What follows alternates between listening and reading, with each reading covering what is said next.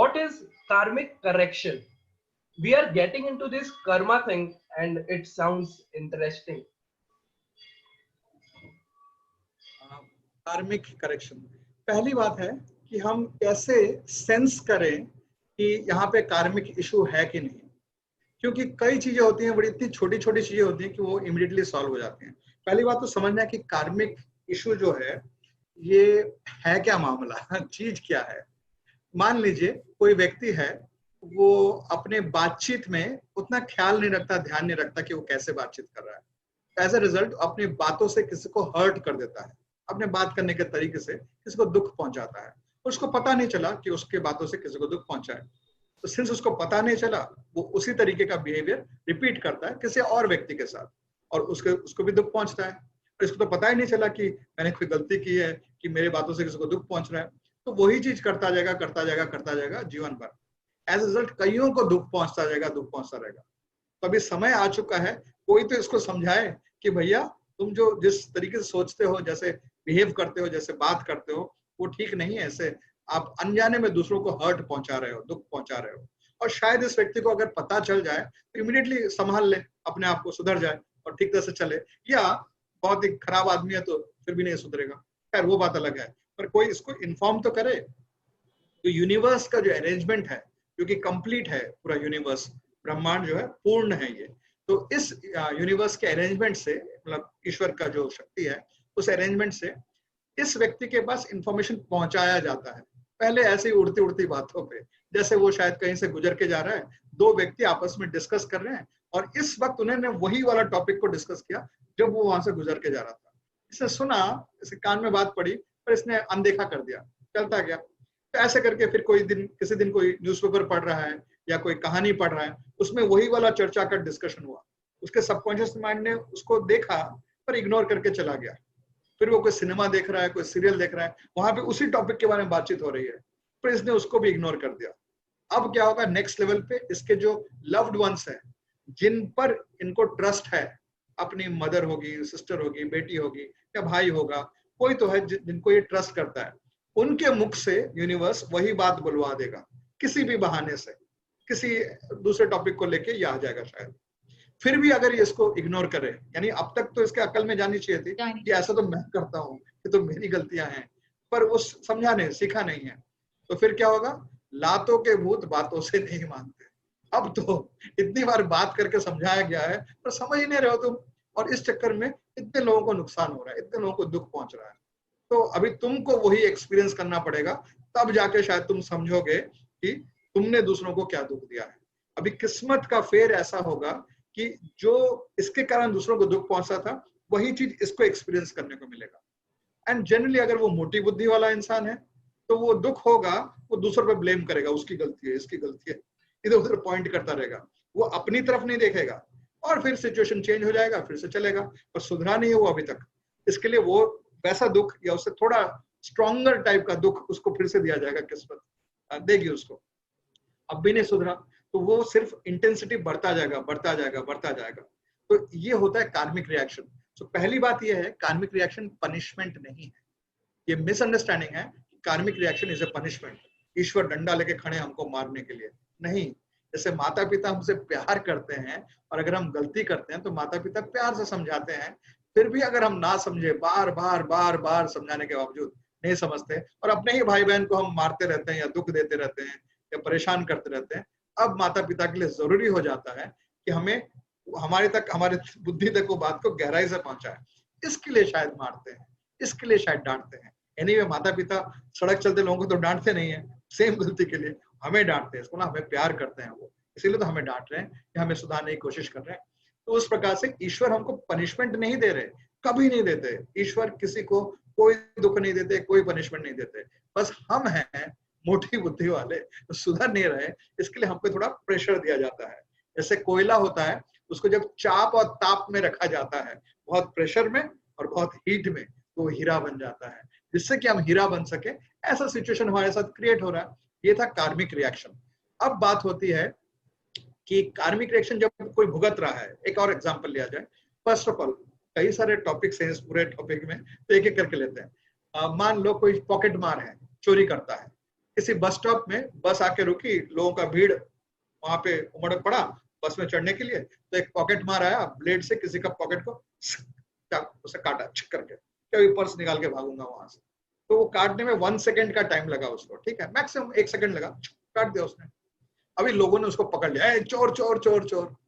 अभी जो लोग उसकी खातिरदारी करेंगे, क्या ये आदमी कह सकता है देखिए भाई साहब लोग, आप सब लोग, मैंने 1 सेकंड का काम किया, आप भी 1 सेकंड का काम करो, मामला सलटाओ और रफा दफा करो, मुझे जाने दो। ऐसा तो नहीं होगा। उसका 1 सेकंड का काम, उसके बदले में जो रिएक्शन आएगा उसको, वो कम से कम आधे घंटे की खातिरदारी होगी उसकी। और उतने में ही रफा दफा नहीं होगा मामला, अब उसके हाथ में रस्सी बांधी जाएगी और भरे बाजार सरेआम पुलिस वाला कांस्टेबल उसको पकड़ के खींच के लेके जा रहा होगा, क्या कहते हैं, चोरों के अस्पताल में लेके जा रहा होगा, यानी पुलिस स्टेशन लेके जा रहा होगा। मीनवाइल जब वो जा रहा है, दुकानदार लोग देख रहे हैं, बाकी लोग देख रहे हैं, यानी उसका फ्यूचर जॉब एम्प्लॉयमेंट अपॉर्चुनिटीज नष्ट होता जा रहा है, क्योंकि नजरों में आ रहा है कि ये तो चोर है, चोर है, चोर है, चोर है। यानी भविष्य में 10 साल के बाद या 5 साल के बाद जब वो आके बोलेगा मुझे नौकरी दे दो, तुम तो वही चोर हो ना, भाग यहाँ से। तो उसका फ्यूचर बर्बाद होता जा रहा है इस चक्कर में। यानी 1 सेकंड का काम पहले पब्लिक से आधा घंटा और फिर पुलिस के द्वारा, और उसका बर्बादी होता जा रहा है। पुलिस स्टेशन पहुंचा, वहां पे क्या सुकून से 5 स्टार होटल में बैठ के खाना पीना खाएगा क्या, टीवी देखेगा, मोबाइल देखेगा? नहीं, वहां पे और खातिरदारी होगी। फिर कोर्ट में पहुंचेगा, वहां पे और खातिरदारी होगी। तो कार्मिक रिएक्शन इज नेवर 1:1। ये गलत धारणा है कि every action has equal and opposite reaction.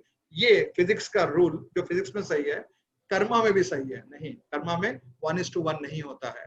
अगर आप एक आम का बीज लेते हैं, आम खा लिया, चूस लिया, तो आम का बीज जमीन पे आपने पोत दिया, उसको रोपण कर दिया, फिर वहां से पौधा निकला, पौधे से पेड़ हुआ, पेड़ से अभी आम आएंगे। तो पहली बार जब आम आएंगे वृक्ष में, शायद 500-600 आम आएंगे। आपने दिया था क्या? एक सूखा हुआ बीज, बदले में प्रकृति ने क्या दिया? 700 आम दिया आपको। सो 1:1 नहीं है, 1:700 है। परंतु ये सिर्फ इस साल की बात है।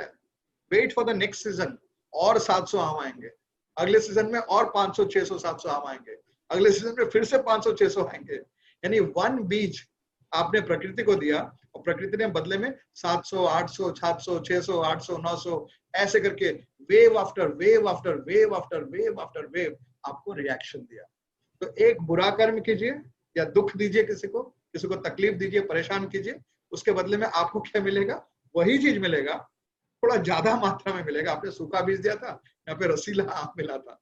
यहाँ पे आपने सूखा दर्द दिया, वहां पे आपको रसीला दर्द मिलेगा और ढेर सारा मिलेगा। और एक बार मिलके शांति नहीं होगी, बार बार बार बार बार बार बार बार थपेड़े लगेंगे। तो इसके पॉइंट ऑफ व्यू से अगर हम फर्दर देखते हैं, मान लीजिए कोई चोर है, ठीक है, उसने चोरी की, बहुत गलत काम किया या कोई दूसरा गलत काम किया, तो उसने पुलिस स्टेशन गया, पुलिस ने उसको बहुत मारा, सपोज बहुत मार मार के उसकी चमड़ी उधेड़ दी। तो उसका काम ही इतना गलत काम था, चोर तो नहीं, उससे भी खराब काम जो करते हैं दुनिया में लोग, तो इतना मारा कि चमड़े उधेड़ दी, हड्डियां टूट गई उसकी। अब उसको और मार नहीं सकते, क्योंकि मारने से तो बचेगा नहीं वो, पर नहीं बचेगा तो फिर पनिशमेंट कैसे होगा? तो उसकी तो और पिटाई करनी है। परंतु फिलहाल वो मार खाने लायक नहीं है, तो गवर्नमेंट हॉस्पिटल में उसको भर्ती कर दिया गया, ठीक है। उसका पनिशमेंट पीरियड खत्म नहीं हुआ है, पनिशमेंट चल रहा था, बीच में हॉस्पिटल में भर्ती कर दिया गया।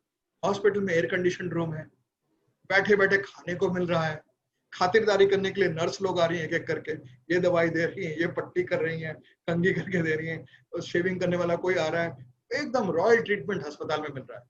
ये सुधरा नहीं है, ये खराब इंसान है। तो अभी क्या करेगा? चूंकि मजे का दिन चल रहा है उसका, वो और कुछ खराब काम कर लेता है, वही वाला खराब काम जिसका से जेल आया था, अब अस्पताल में उसने खराब काम कर लिया। तो ओरिजिनल पनिशमेंट शायद उसका 5 डेज का था, पर चूंकि इस 5 डेज पीरियड के बीच में उसने एक ब्रेक ले लिया था, क्योंकि पनिशमेंट ले नहीं पा रहा है, और अभी उसने फर्दर गलत काम कर लिया और 15 डेज ऐड हो गया है। तो अब जब हॉस्पिटल से डिस्चार्ज होके वापस पुलिस स्टेशन आया, वापस उसकी खातिरदारी शुरू हुई, और अभी रिमेनिंग 3 डेज का खातिरदारी नहीं है, अभी 3 + 15, फिर से 2-3 दिन में फिर से बुरा हाल हो गया, फिर से हॉस्पिटल भेजा गया, अभी भी सुधरा नहीं है, फिर से गलत काम करता है। जब तक वापस आएगा, वो 18 डेज जो पेंडिंग था वो बन के इंक्रीज हो गया 60 डेज, फिर वापस गया, फिर आया। ऐसे करते करते इस लाइफ टाइम में उसका पनिशमेंट शायद इंक्रीज होके हो गया है 200 ईयर्स का, पर इंसान का जीवन इतना नहीं होता है। हम सबको पता है ना, कोर्ट इस प्रकार के प्रोनाउंसमेंट्स करता है ना कि रिगरस इम्प्रिजनमेंट फॉर 385 ईयर्स। तो लोग सोचते हैं ना इतना उम्र किसका होता है, और उसका काम ही इतना खराब है, टोटल तो इतना आएगा ही आएगा। तो अर्थात कार्मिक तरीके से अगर देखेंगे, पुनर्जन्म के पॉइंट ऑफ व्यू से देखेंगे, इंसान ने एक जीवन में एक गलत काम किया, उसके बदले में जो उसको रिएक्शन मिला, रिएक्शन तो वहीं पे ठीक हो जाना चाहिए था, तब टेकन केयर ऑफ हो जाना चाहिए था, वहीं पे उसका खत्म हो जाना चाहिए था, परंतु उस दौरान उसने और गलत काम कर दिए, तो रिएक्शन बढ़ गया, करते करते उस लाइफ टाइम को स्पिल ओवर कर दिया। अर्थात अगले जन्म में जैसे वो पैदा हुआ, वो बैड कर्मा के साथ पैदा हुआ, जो कि पिछले जीवन का पेंडिंग वाला पड़े हुए हैं। एंड वेरी सून ऐसा हो जाता है कि हंड्रेड्स ऑफ लाइफ टाइम्स का कर्मा एक्यूमुलेट हो चुका है। अर्थात जब तक उनका रिएक्शन हमको मिल ना जाए, उन कार्मिक रिएक्शन को नहीं मिल जाए, हम जन्म मृत्यु के चक्र से बाहर नहीं निकल सकते। हमारा तो पेंडिंग है ना, इतना पनिशमेंट बाकी है भाई तुम्हारा, अभी इस लाइफ में तो हो नहीं रहा है, तो चलो नेक्स्ट लाइफ में आ जाना। ऐसे करके बाय द टाइम अभी का समय आ चुका है हमारे जीवन में, हमारा जो कार्मिक पेंडिंग स्टॉक पड़ा हुआ है वो millions and millions and gigazillions and millions and billions and trillions and gigazillions of lifetimes का कार्मिक रिएक्शन हमारा पेंडिंग पड़ा हुआ है अभी भुगतने के लिए। तो फिर क्यों ऐसा कहा जाता है कि ये देखो उसने गलत काम किया और ये उसको फल मिल गया, इमीडिएट कर्मा, कार्मिक रिएक्शन? वो भी मामला थोड़ा समझने वाला चीज है। मान लीजिए कार्मिक रिएक्शन जो है वो गेट के बाहर, दरवाजे के बाहर लाइन लगा के खड़े हुए हैं, अभी आना है, तो एक दूसरे को बोल रहा है भाई साहब अगला दोबारा नंबर है, चलते रहो, फिर मुझे जाना है पनिशमेंट देने के लिए। ऐसे कार्मिक रिएक्शन लाइन लगा के खड़े हुए हैं। तो एक कार्मिक रिएक्शन जो अभी दरवाजे पे खड़ा है वो चोरी वाला कार्मिक रिएक्शन खड़ा है, तो चोरी की थी आज से जिलियंस ऑफ लाइफ टाइम पहले, उसका रिएक्शन मेरे पास अभी आने वाला है। मीनवाइल कहीं पे छेड़खानी भी की थी, तो वो अगले नंबर पे खड़ा हुआ है। और आज के दिन पे क्या होता है, मान लीजिए वो व्यक्ति, सेम व्यक्ति जिसको रिएक्शन मिलना है, अभी एक एक करके मिलेगा, सब लाइन में खड़े हैं, तो उसने अभी छेड़खानी कर दी। छेड़खानी वाला जो रिएक्शन है वो 2 नंबर पे खड़ा है, तो उसको गुस्सा है, यही वाला केस था, ऐसा ही केस था, अभी तक नहीं सुधरा, मिलियंस ऑफ लाइफ टाइम्स बीत गए। अच्छा, सामने वाले दोस्त को बोलता है भाई थोड़ा रुको ना, मैं जरा जाता हूँ जल्दी से, क्योंकि इसने यही काम किया था, मैं इसको टॉलरेट नहीं कर सकता, इसके यही चीज सुधारने के लिए तो मैं आया हूँ और इसने अब भी कर दिया। तो सामने वाला बोलेगा ठीक है यार, मिलियंस ऑफ लाइफ टाइम से मैं इंतजार कर रहा था, चलो तू ही चले जा, आ जा तू सामने जा, प्लीज गो अहेड। तो मिल गया। तो देखने वाले को क्या लगा, इसने अभी छेड़खानी की, अभी रिएक्शन मिला ऑफ कोर्स छेड़खानी का ही रिएक्शन मिला, देख के पता चल रहा है कि छेड़खानी का रिएक्शन है, परंतु ये वाला इस वाले का नहीं था, ये मिलियंस ऑफ लाइफ टाइम्स पुराने छेड़खानी का रिएक्शन था। इस वाले का आने में अभी और जिलियंस ऑफ लाइफ टाइम्स बाकी है, उसके बाद ये वाला आएगा। पर फिलहाल दोनों मैच कर रहे थे, तो करीब करीब आ गए थे, तो आ गया। ये है कार्मिक रिएक्शन, इस प्रकार से आता है। तो हम कैसे आइडेंटिफाई करें कि हम जो भुगत रहे हैं इस जीवन में, ये किसी मेजर कार्मिक रिएक्शन का इशू है कि छोटा मोटा चीज का चल रहा है? यानी सर्दी खांसी हो गई तो ये भी क्या कार्मिक रिएक्शन से होता है? छोटे मोटे चीजों के लिए कार्मिक रिएक्शन क्या चाहिए, वो तो यहीं के लाइफ में, यहीं के आसपास के एनवायरमेंट से वो सुधर जाएगा। वो बड़े बड़े चीजों के लिए कार्मिक रिएक्शन होता है। तो हाउ डू वी आइडेंटिफाई? पहला, इफ हम देखते हैं कि लाइफ में कोई चीज रिपीटेडली हो रहा है, पैटर्न बन गया, यानी बार बार एक्सीडेंट्स हो रहे हैं, या बार बार तबीयत खराब हो रही है, या बार बार पैसों का नुकसान हो रहा है, या बार बार रिलेशनशिप खराब हो रहा है, तो जब हमको लाइफ में पैटर्न दिख जाता है किसी नेगेटिव एक्सपीरियंस का कि बार बार होता ही जा रहा है, लगा पड़ा है एक ही चीज, कभी यहाँ पे चोट लगता तो कभी यहाँ पे चोट लगता, तो कभी यहाँ पे, तो चोट ही लग रहा है और हाथों में ही लग रहा है और कहीं तो लग नहीं रहा है। तो इस प्रकार का जो रिएक्शन, जो रिपीटेड अकरेंसेस हो रहे हैं नेगेटिव एक्सपीरियंस के, ये डायरेक्टली पिन पॉइंट करता है इट इज ए कार्मिक रिएक्शन, यानी कार्मिक करेक्शन करना पड़ेगा इसके लिए। फिर नेक्स्ट चीज आता है, अभी आते हैं बाकी टॉपिक्स पे आते हैं। फिर दूसरा टाइप का होता है अनएक्सप्लेन्ड, यानी समझ नहीं आ रहा क्या हो रहा है, क्यों ऐसा हो रहा है, क्या हो गया भाई, क्या गलती क्या है, क्या किया क्या मैंने, समझ नहीं आ रहा क्यों ऐसा हो रहा है मेरे साथ, फाइनेंशियली, रिलेशनशिप में, हेल्थ में, या कोई भी चीज हो, यहाँ पे अनएक्सप्लेन्ड टॉपिक चल रहा है, समझ नहीं आ रहा, डॉक्टर्स ने सब कुछ देख लिया पर कांट फिगर आउट क्या है, यहाँ पे कार्मिक इशू है। तो ये दो मुख्य तरीके से प्राइमरली, यहाँ पे रिपीटेड पैटर्न है लाइफ में, या कुछ अनएक्सप्लेन्ड हो रहा है, इसको हम एक्सप्लेन नहीं कर पा रहे अपने कॉमन सेंस, लॉजिक और बुद्धि के द्वारा एक्सप्लेन नहीं करते, यहाँ पे कार्मिक रिएक्शन है। तो कार्मिक रिएक्शन को करेक्शन कैसे करेंगे? और दूसरी बात होती है, जब हम दूसरों को हीलिंग करते हैं, कोई बीमार है, कोई कैंसर पेशेंट है, ऑफ कोर्स वो कार्मिक रिएक्शन है, इतना बड़ा डिजीज है। हाँ, तीसरा वाला ये चीज है, जब बड़ा कुछ होता है, बड़ा एक्सीडेंट होता है, बड़ी बीमारी होती है, बड़ा फाइनेंशियल लॉस होता है, जो कि हमारी लाइफ को झिझोर के रख देता है, वो भी कार्मिक रिएक्शन है। और भी कई है, पर मुख्य तरीके से ये 2-3 आप मान के चलिए। तो मान लो किसी को कैंसर है, तो कैंसर क्यों है, या किसी को रिलेशनशिप में धोखा क्यों मिला है, उसको फाइनेंशियली तकलीफ क्यों हुई है, उसके घुटने में चोट क्यों लगी है, उसका हड्डी क्यों टूटा है, क्योंकि ये कार्मिक रिएक्शन है। कार्मिक reaction is not a punishment, इतना तो हम जानते हैं। तो फिर क्या था कार्मिक रिएक्शन? ये सुधारने के लिए ईश्वर की तरफ से या यूनिवर्स की तरफ से एक अरेंजमेंट था कि जब वो इनवर्ड फोकस करेगा कि मेरे साथ जो हो रहा है ये क्यों हो रहा है। बेसिकली हर इंसान को at all point of time इस एटीट्यूड में रहना चाहिए कि what is it that I have to learn from this experience. अगर इंसान इस एटीट्यूड में जीवन में चलता रहे, हर सिचुएशन पे कभी बाहर की तरफ पॉइंट आउट ना करे, उसकी गलती, इसकी गलती, मम्मी की गलती, सोसाइटी की गलती, नेता की गलती, वेदर की गलती, ऐसे करके बाहर की तरफ पॉइंट आउट नहीं करके मुझे क्या सीखना चाहिए इस पूरे एक्सपीरियंस से, जो हो रहा है क्यों हो रहा है, what is it I have to learn from this. ऐसे जब वो चल रहा है, ऐसे चलना चाहिए, फिर हम अपने को जल्दी से बाहर निकाल पाते हैं उस सिचुएशन से। सो पहली बात है, कार्मिक reaction is not a punishment, वो हमारे सीख के लिए है। तो जिसको कैंसर हुआ है उसको क्यों हुआ है? जिससे कि वो कुछ शिक्षा प्राप्त करे अपने जीवन में, वो थोड़ा इंट्रोस्पेक्ट करे और देखे मुझे जो कैंसर हुआ है क्यों हुआ है, क्या मामला क्या है, मेरी कौन सी गलती है। जरूर मेरी गलती है, किसी और की गलती तो है नहीं। What is it I have to learn from this. तो जब वो ऐसा सोच रहा था, आप पहुंचे, आपने हीलिंग कर दिया माइंड पावर से, अब्दुल सर से सीखा हुआ है, हीलिंग करके उसका कैंसर ठीक कर दिया। तो उसको शिक्षा तो मिल नहीं पाई, क्योंकि उसका तो जीवन अच्छा हो गया। अब वो हॉस्पिटल में तो बैठा नहीं होगा, वो इमोबाइल होकर बिस्तर पे तो नहीं होगा, वो तो घूम फिर रहा होगा, फिर से बदमाशी कर रहा होगा, फिर से फ्रिवलस एक्टिविटीज कर रहा होगा। सुधरा तो नहीं है, क्योंकि वो सुधर नहीं पाया। उसको यूनिवर्स ने सुधरने का मौका दिया था और आपने हीलिंग कर दिया, वो सुधर नहीं पाया, तो अभी दूसरों का नुकसान करता फिरेगा दुनिया भर में घूमते हुए। तो इसका रिएक्शन किसी को तो मिलना चाहिए, आपको मिलना चाहिए, क्योंकि आपने हीलिंग किया। तो इसका मतलब क्या हीलिंग ना करें? किसी का हीलिंग ना करें तो फिर डॉक्टर लोगों का प्रोफेशन बेकार? नहीं, ऐसी बात नहीं। ये जो कर्म के बारे में हम सुनते हैं, जानते हैं, कहाँ से जानते हैं, कहाँ सुनते हैं? वेदों से पढ़ा है ना। तो आयुर्वेद भी तो वेद ही है ना, तो उसमें सिस्टम दिया हुआ है ना। वैद जो होते हैं, आयुर्वेदिक वैद होते हैं, नाड़ीशास्त्र होते हैं, ये भी तो वैदिक सिस्टम से ही है ना। सो जब हीलिंग किया जाता है, हीलिंग कैसे करना चाहिए? हीलिंग करने के 2 तरीके हैं।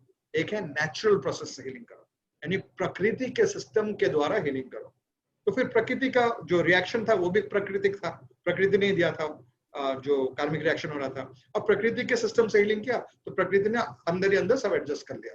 परंतु प्रकृति के सिस्टम से हट के जब हम हीलिंग करते हैं, तब प्रकृति का इंटरफेरेंस तो हुआ नहीं, प्रकृति ने तो इंटरवीन किया नहीं, हमने जोर जबरदस्ती करके कर लिया, अब रिएक्शन आएगा। तो जब हम माइंड पावर से हीलिंग करते हैं, वो प्राकृतिक है।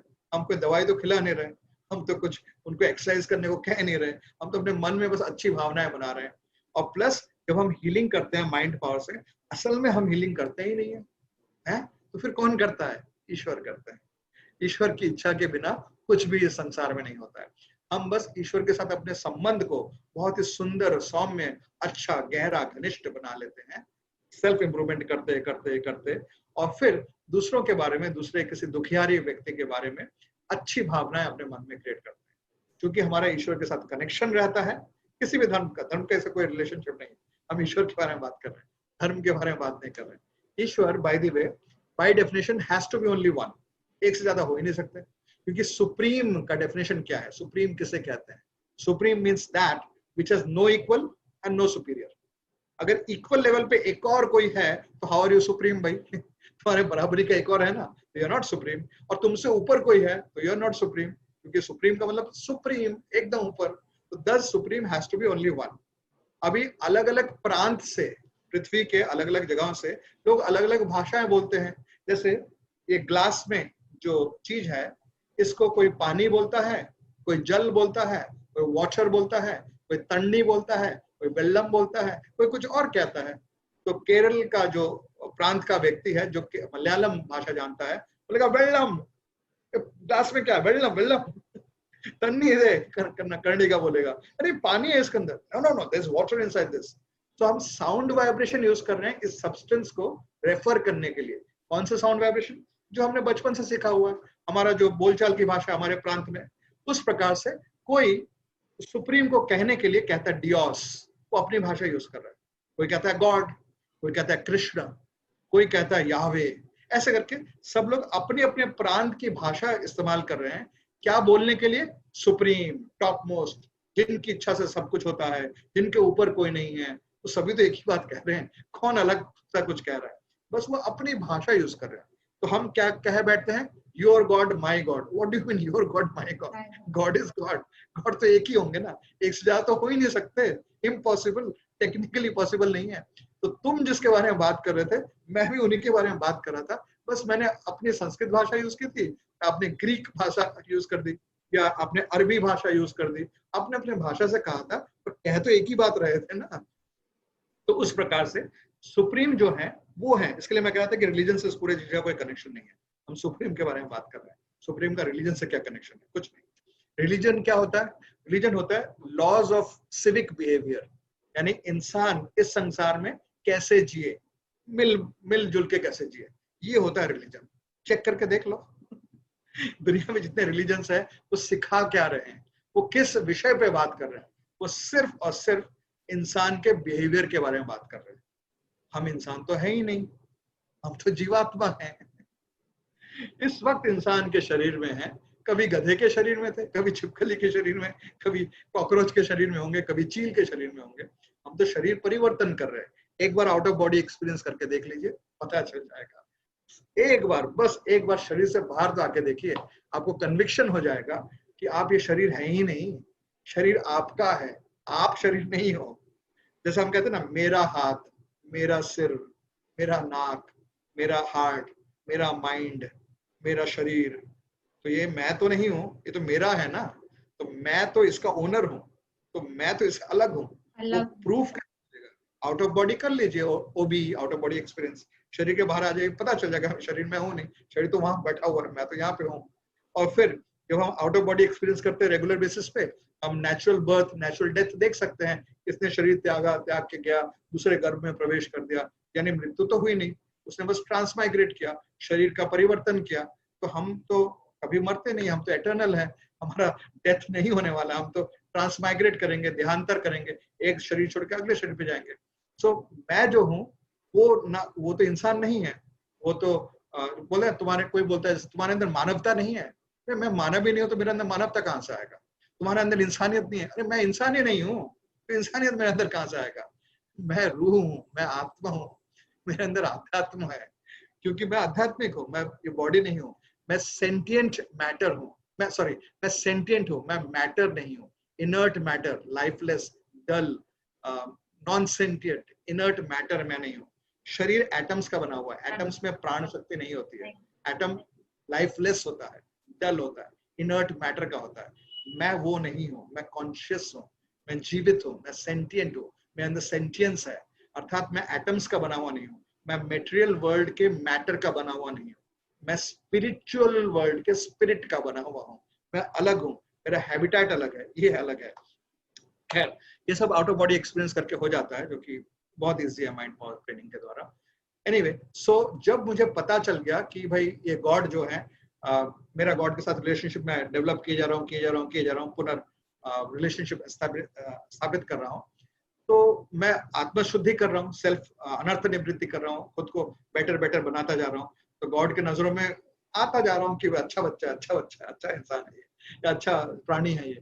तो फिर हम जब अपने मन में किसी के बारे में अच्छी भावना रखते हैं कि तुम्हारा जो कैंसर है, बेचारे कैंसर से इतना भुगत रहे हो, नहीं होना चाहिए तुमको कैंसर, तुम अच्छे रहोगे तो अच्छा है। ऐसे जो अच्छी वाली सद्भावनाएं अपने मन में हम लेके आते हैं। हमारे मन में कौन बैठे हैं? ईश्वर बैठे हैं। तो ईश्वर ने देखा कि इसकी इच्छा है कि वो ऐसा हो।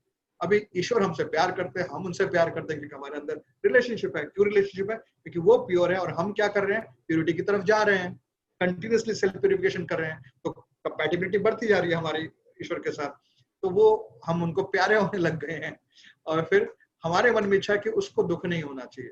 तो करने वाले कौन है? Anyway, not even a blade of grass moves without the intent और सैंक्शन ऑफ द लॉर्ड। उस प्रकार से करने वाले तो वैसे भी ईश्वर होते हैं, तो ठीक करने वाले भी वही हैं। तो उसको पनिशमेंट मिलना था, उसको पनिशमेंट सॉरी कार्मिक रिएक्शन मिलना था। उसका कार्मिक रिएक्शन मैं कौन होता हूँ करेक्ट करने वाला? पर ईश्वर तो सब कुछ ही होते हैं, कार्मिक रिएक्शन करेक्ट करने वाला। जब ईश्वर के प्रिय बंदे ने उसके बारे में अच्छा सोचा तो ईश्वर सोचेंगे चलो ठीक है, वैसे तो तुमको अभी थोड़ा और धुलाई होनी चाहिए थी और थोड़ा खातिरदारी होनी चाहिए थी, पर मेरा प्रिय भक्त, मेरा जो बंदा है, उसके मन में तुम्हारे प्रति अच्छी सद्भावना है। ठीक है, इसी चलो। से एक क्वेश्चन है, सपोज किसी ने मेरे साथ बुरा किया, वेदर पर्सनल रिलेशनशिप में या फिर फाइनेंशियली, तो how should I react, like whether should I forgive and how should the other person react knowing that they are guilty, like मेरा क्या थॉट प्रोसेस होना चाहिए और उनका क्या थॉट प्रोसेस होना चाहिए, knowing that they did that इधर मजबूरी में या फिर जानबूझकर, एनीथिंग। 2 लेवल्स पे इसको अप्रोच करना होगा। एक है प्रैक्टिकल लेवल, दैट मींस मेरा एक्चुअल ग्रोथ कितना हुआ है स्पिरिचुअल लेवल पे, दैट मींस मुझे एक्चुअली कितना दिखता है, थ्योरेटिकली नहीं, डायलॉग बाजी के लिए नहीं कि I am not the body, I am the soul, उस प्रकार से बातें नहीं, पर अनुभव में, रियलाइजेशन में मैं कितना सेल्फ रियलाइज्ड हूँ, उसके ऊपर निर्भर करता है। सो प्रैक्टिकलिटी में अगर ऐसा है कि मैं तो कन्विंस्ड हूँ कि मैं शरीर हूँ, मैं ये देह हूँ और देह के अंत पे मेरा मृत्यु हो जाएगा, और मेरे एक्शन से दिखता है, वो मेरा बिहेवियर है, मेरा एक्शन है, मेरा लाइफ का जो स्टोरी है वो दिखाता है कि I am convinced I am not the soul, I am the body. अगर ये फैक्ट है तो deal on the bodily platform, क्योंकि हम कन्विंस है हम बॉडी हैं, तो बॉडीली प्लेटफॉर्म में जो करना चाहिए कीजिए, पुलिस को कंप्लेंट करना है, उसको जाके जवाब डालना है, उसके पैसे निकलवाने हैं, उस पर दोष डालना है, करो वैसे करके, क्योंकि that is the reality of that persons existence. परंतु अगर हमारा इनर ग्रोथ हो चुका है, काफी हद तक हो चुका है, लेट्स से इस लेवल तक आ चुका है कि मैं मोर एंड लेस मानने लगा हूं कि असल में इस संसार का कोई मेरा कुछ नुकसान नहीं कर सकता, क्योंकि मैं तो ये शरीर नहीं हूं, मैं हूं आत्मा। आत्मा तो मैटर का बना हुआ नहीं है, सो मेटेरियल एलिमेंट यूज करके आत्मा को कट नहीं कर सकते, उसको बर्न नहीं कर सकते, उसको भिगो नहीं सकते, डुबो नहीं सकते, उसको नष्ट नहीं कर सकते, उसको एनाइलेट नहीं कर सकते, क्योंकि मैटर इंफीरियर एनर्जी है सुप्रीम का, स्पिरिट हायर एनर्जी है। सो इंफीरियर एनर्जी हायर एनर्जी को कुछ नहीं कर सकता।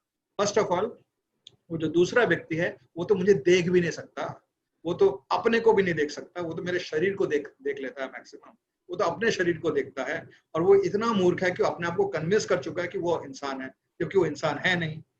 कैसे, how do we define who is mad, पागल कौन है? पागल खाने जाइए, पागल खाने में एक इंसान खटिया के ऊपर बैठ खड़ा होगा, हाथ को ऐसे कर रहा होगा, आवाज कर रहा होगा, क्या कर रहे हो भाई साहब? मैं चील हूं, दिखता नहीं है, मैं आसमान में उड़ रहा हूँ। ए पागल पागल पागल। एक और कोई मिला, ऐसे बैठा हुआ है, क्या कर रहे हो?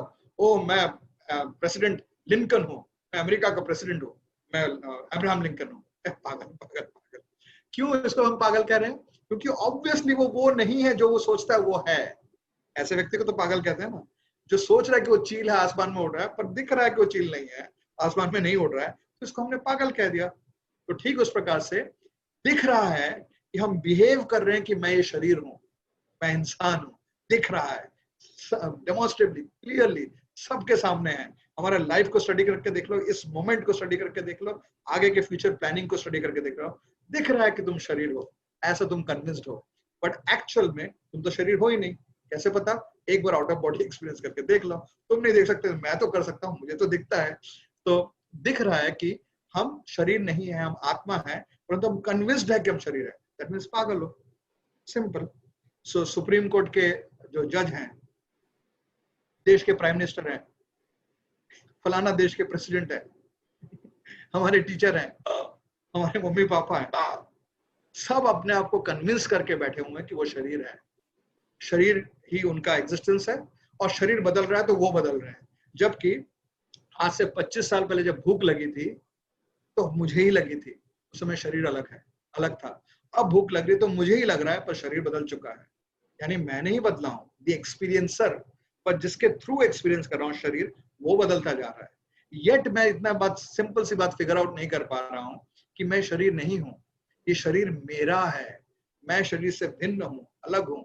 इतना तो समझ आ जाना चाहिए। तो जो व्यक्ति ये समझ पाता है, इस एटलीस्ट थियोरेटिकल लेवल पे समझ पा रहा है, उसके साथ जब फाइनेंशियल चीटिंग हुआ, वो समझ गया कि ये सब खेल चल रहा है।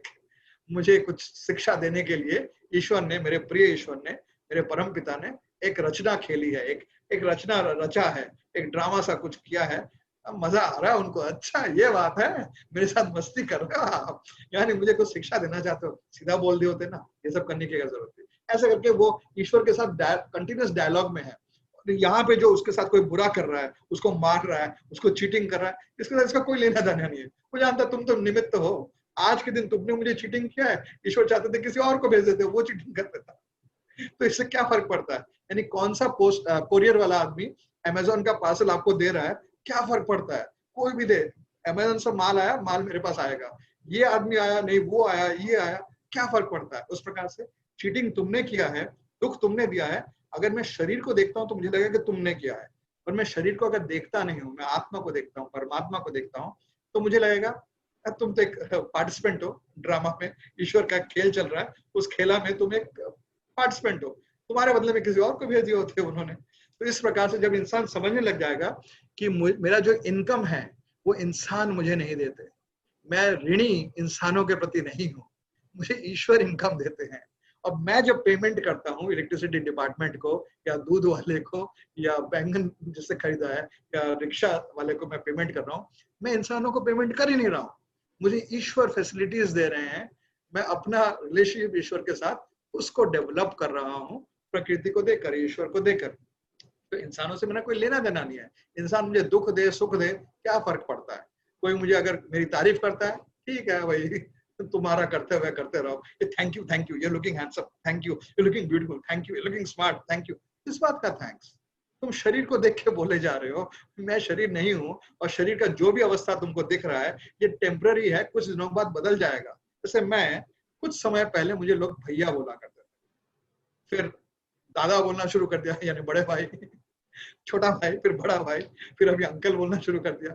इनफैक्ट उत्तर प्रदेश में तो मुझे ताऊ भी बोला जाता है, फिर कुछ दिन बाद मुझे दादाजी बोला जाएगा। तो शरीर को देख रहे हो, शरीर से बात कर रहे हो, मैं शरीर हूं ही नहीं ना, तो मैं क्यों रिएक्ट करूं तुम्हारे साथ। तो मेरे साथ कोई बुरा करेगा, फिलहाल तुम थे, ठीक है समझ गए, कौन कर रहा है मेरे साथ बदमाशी, या तो मेरा जो प्यार है, प्रेम है भगवान के साथ, ईश्वर के साथ, वो सिर्फ बढ़ता जाएगा बढ़ता जाएगा। तो वैसे करके हम रिएक्ट करेंगे। तो हर इंसान सबकॉन्शियस माइंड के साथ हम लोग उसको हील कर सकते हैं। अगर मैं पेन में हूँ, दैट कैन बी हील। हमारे डिपेंड करता है हमारा ट्रूथफुल सिचुएशन क्या है इस वर्ल्ड में। अगर हम बॉडीली कॉन्सेप्ट ऑफ लाइफ में है, अर्थात देह आत्मा बुद्धि, मैं सोच रहा हूँ कि आत्मा स्वयं, मैं देह हूँ, ये बॉडी हूँ, अगर मैं देहात्मा बुद्धि में हूँ तो I will have to deal with the situation just like a body. उस समय मुझे माइंड टू माइंड कम्युनिकेशन करना पड़ेगा, मुझे हीलिंग करना पड़ेगा, खुद का हीलिंग, उसका हीलिंग, मुझे पेमेंट कलेक्शन के लिए टेक्निक्स फॉलो करने पड़ेंगे, एज लॉन्ग एज मैं बॉडीली कॉन्सेप्ट में हूँ। उसके लिए तरीके हैं सबकॉन्शियस माइंड में। परंतु अगर मेरा ग्रोथ हो चुका है, स्पिरिचुअल ग्रोथ हो चुका है, तो दुनिया का कोई भी चीज मुझे विचलित नहीं करेगा, मैं डिस्टर्ब नहीं होऊंगा, मैं धीर रहूंगा, जिसको कहा जाता है धीरस तत्र न मुह्यति। जो धीर व्यक्ति होता है वो मुह्यति नहीं होता है, वो डिस्टर्ब नहीं होता है सिचुएशन से। अब फ्लड हो, फैमिन हो, गर्मी हो, सर्दी हो, कोई उसके साथ चीटिंग करे, धोखा दे, उसके फैमिली मेंबर को मार डाले, उसको कोई फर्क नहीं पड़ता है, वो अवधूत बन जाता है। मैं अवधूत नहीं हूँ, मैं अवधूत दास हूँ, trying to follow in the footsteps of Avadhut, but which is Lord Balram actually. So परंतु वो बॉडीली कॉन्सेप्ट ऑफ लाइफ से हटके एकदम इक्विपॉइज्ड हो जाता है, वो इजीली डिस्टर्ब नहीं होता है, वो एकदम फोकस्ड रहता है, शांत रहता है, वो स्टेट फास्ट रहता है, उसका माइंड का फोकस कंटिन्यूसली सिर्फ टारगेट की तरफ रहता है, गोल की तरफ रहता है, वो आगे बढ़ता रहता है। और छोटे छोटे जो दुविधाएं आती हैं, डिस्टर्बेंसेस आते हैं इस वर्ल्ड के, उनसे वो डिस्टर्ब नहीं होता। 3 प्रकार के डिस्टर्बेंसेस होते हैं इस वर्ल्ड में। एक होता है miseries caused by other living entities, दूसरे living entity including मच्छर, इंसान, सब हमको परेशानी कर देते हैं। That is one category of misery. Second category of misery is miseries caused by my own self. अपना mind मुझे misery देता है, मेरा behavior मुझे misery देता है, मेरा actions मुझे misery देते हैं, मेरे thoughts मुझे misery देते हैं। And the third kind is miseries caused by nature, प्रकृति से, जिसे आदि भौतिक, आदि दैविक, आध्यात्मिक क्लेश कहते हैं। तो 3 प्रकार के मिजरीज हैं। इन 3 प्रकार के मिजरीज से मैं कैसे डील करता हूँ, डिपेंड करता है कि मेरा पर्सनल करंट स्पिरिचुअल स्टेटस क्या है। मैं जिस प्रकार जितना शुद्ध होता जाऊंगा, आत्म शुद्धि होती रहेगी, मैं क्लियर एंड क्लीन बनता रहूंगा, बोझा को ड्रॉप करता रहूंगा, इस मेटेरियलिस्टिक बैगेज को अपने से दूर करता रहूंगा, मैं उतना शांत हो जाऊंगा, उतना फोकस हो जाऊंगा, उतना नॉन डिस्टर्ब्ड हो जाऊंगा।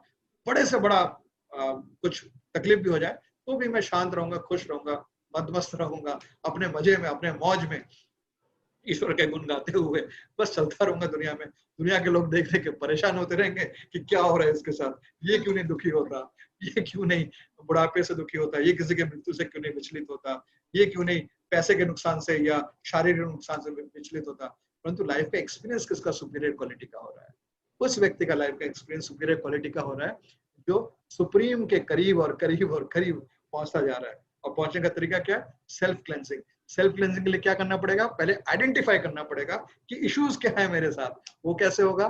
मेडिटेशन करके, सबकॉन्शियस में जो इश्यूज बैठे हैं उनको आइडेंटिफाई करके क्लेंज करते रहना होगा। ऐसे करते करते हमारा जीवन का क्वालिटी इंप्रूव हो जाएगा।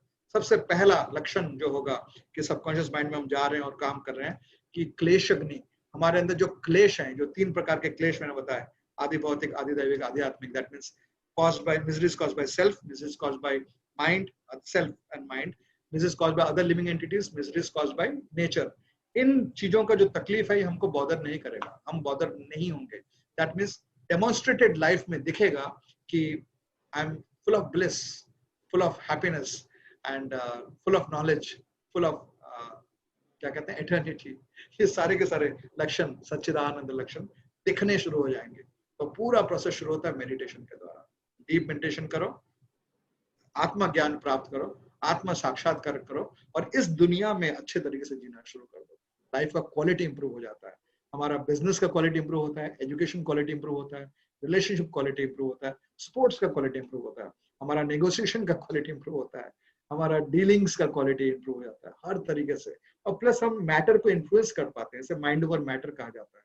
अर्थात किसी के किडनी में स्टोन है, माइंड पावर से किडनी स्टोन को हमने डिसॉल्व करा दिया। कोलेस्ट्रॉल का प्रॉब्लम है, माइंड पावर से कोलेस्ट्रॉल ठीक कर दिया। डायबिटीज का प्रॉब्लम है, खुद का या किसी और का, माइंड पावर से उसको ठीक कर दिया।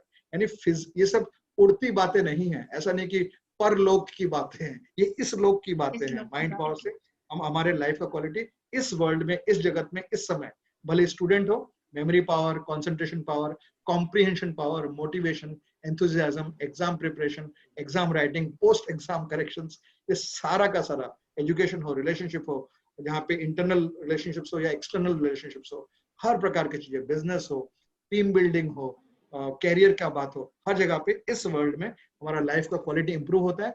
Meanwhile side by side parallelly हम खुद को भी इंप्रूव करते रहते हैं, स्पिरिचुअल तरीके से प्यूरिफाई करते रहते हैं। एज ए रिजल्ट हमारा जो फ्यूचर है, दैट मींस इस लाइफ का फ्यूचर, जो बुढ़ापा है, और फाइनली जो living, art of living, art of living से ज्यादा इंपॉर्टेंट है art of leaving, how you leave your body,